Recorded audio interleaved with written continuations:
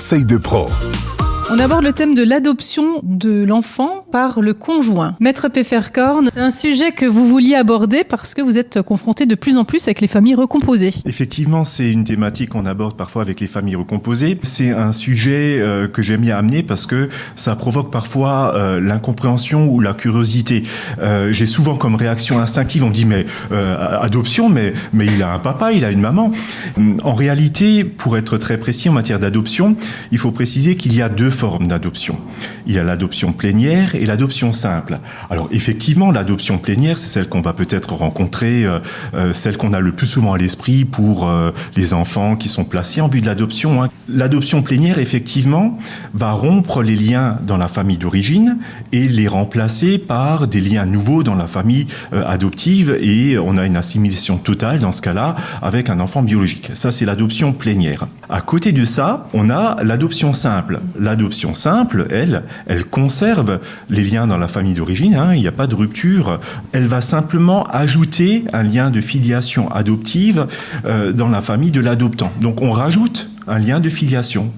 Le but, en fait, c'est de pouvoir le faire hériter en cas de décès, par exemple. On est effectivement dans cette thématique-là. Le sujet, c'est souvent que le fait que l'enfant soit un enfant non commun est de nature à poser des problèmes. Alors, parfois, le conjoint lui-même n'a pas d'enfant. Parfois, la volonté est de faire en sorte que, quel que soit l'ordre des décès, les enfants ne soient pas lésés et puis vont même hériter des deux côtés, même du côté, effectivement, du conjoint qui n'est pas leur parent biologique.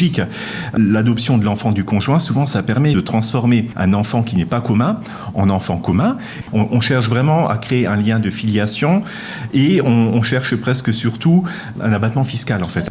Et au-delà de la fiscalité, parfois, les gens sont tout simplement contents aussi d'avoir cette reconnaissance d'un lien juridique à côté d'un lien de famille qui vient tout simplement officialiser un lien d'affection qui existe. Ce qu'on peut peut-être quand même dire, c'est que c'est irrévocable et qu'on ne doit peut-être pas le faire à la légère, mais c'est vrai que on le déconseillera si c'est uniquement pour une visée fiscale, parce que la portée est lourde. On crée un lien de filiation qu'on ne peut pas effacer après avec un petit coup de gomme. Donc c'est magnifique, c'est une belle institution, l'adoption, ça existe depuis le droit romain, mais voilà, c'est pas à utiliser dans tous les cas de figure, ça peut être très utile, mais il faut quand même effectivement y réfléchir à deux fois. Bien, merci beaucoup. Je pense que c'était clair. Si vous avez des questions, n'hésitez pas à vous rapprocher de votre notaire.